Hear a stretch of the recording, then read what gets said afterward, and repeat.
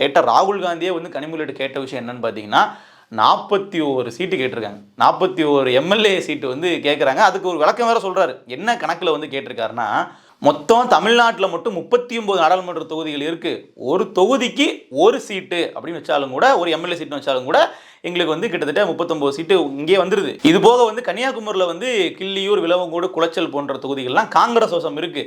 அதனால் அதற்காக வந்து கூடுதலாக கன்னியாகுமரியில் மட்டும் கூடுதலாக 2 தொகுதியும் கணக்கு போட்டோம்னா 41 தொகுதி வருது, சட்டமன்ற தொகுதிகள். அப்போது 41 சீட்டு எங்களுக்கு கொடுத்துருங்க. இது போக, இது மட்டுமா இல்லை, இதுவும் போக அடுத்து வரப்போகிற 2029 நாடாளுமன்ற தேர்தலில் காங்கிரஸ் கட்சிக்கு நீங்கள் 15 சீட்டுகள் வந்து ஒதுக்கணும் அப்படின்னு சொல்லி டிமாண்ட் பண்ணியிருக்காங்க.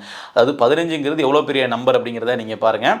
ஏன்னா திமுக கிட்ட மற்ற கூட்டணி கட்சிகளும் இருப்பாங்க. ஆனால் அதெல்லாம் தாண்டி காங்கிரஸ் கட்சிக்கு 15 சீட்டுகள் வந்து கொடுக்கணும்.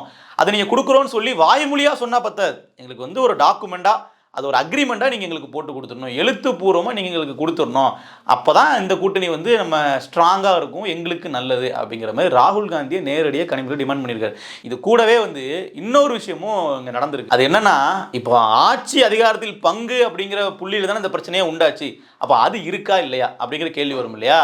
அது குறித்தும் கனிமொழி அவர்கள் என்ன சொல்கிறாங்கன்னா, இப்போவே இன்னும் தேர்தலுக்கே நம்ம இன்னும் போகலை, இந்த தேர்தல் தேதியை அறிவிக்கல, இன்னும் யாருக்கு வெற்றி கிடைக்கும் அப்படிங்கிறதே இன்னும் முழுமையாக நிறைவு பெறலாம். அப்படிங்கும்போது இப்போவே வந்து என்னன்னா, உங்கள் ஆளுகள்லாம் ஆட்சியத்தில் பங்கு கொடுங்கன்னு சொல்லி பேசுகிறாங்க. யாரை சொல்கிறாங்க? நேரடியாக வந்து மாணிக்கம் தாக்கூர் போன்ற நபர்லாம் சொல்கிறாங்கன்னு வச்சுக்கோங்களேன். ஆட்சியத்தில் பங்கு கொடுங்கன்னு சொல்லி கேட்குறாங்க. இது சரியில்லை. இப்படியே போச்சுன்னா நம்ம ஜெயிக்கிறதே சிக்கலாயிரும். ஏன்னா எங்களுடைய தொண்டர்கள்லாம் அதிருப்தியில் போவாங்க அப்படிங்கிற மாதிரி சொல்லும் பொழுது, ஆட்சி அதிகாரத்தில் பங்கு அப்படிங்கிறது எங்களுக்கும் வேண்டும் அப்படின்னு கனிமொழிகிட்டே ராகுல் காந்தி அவர்கள் சொல்லியிருக்காரு. ஸோ இப்படி பல சிக்கல்கள் இருக்குது. ஸோ கனிமொழியினுடைய அந்த டெல்லி விசிட் அப்படிங்கிறது ஒரு அட்டர் ஃபெயிலியர் தான் சொல்லணும்.